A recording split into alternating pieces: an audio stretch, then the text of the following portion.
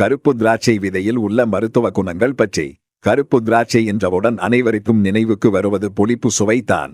திராட்சை பழங்களை விட அதன் விதையில் ஏராளமான மருத்துவ நன்மைகள் நிறைந்துள்ளது.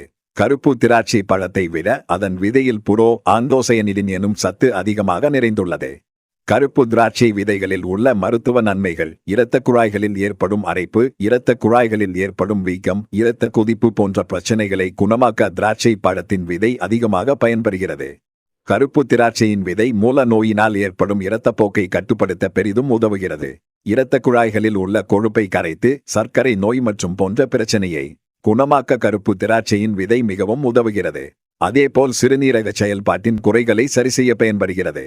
மேலும் மாலைக்கண் நோய் மற்றும் கண்புரை போன்ற கண் தொடர்பான பிரச்சனைகள் வராமல் இருக்க கருப்பு திராட்சையின் விதை பயன்படுகிறது.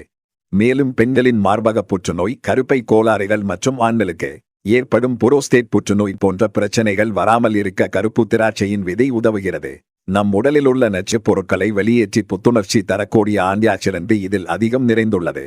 மேலும் புற்றுநோய் செல்களை அழித்து புதிய ஆரோக்கியமான செல்கள் அதிக அளவில் உற்பத்தி செய்ய உதவுகிறது.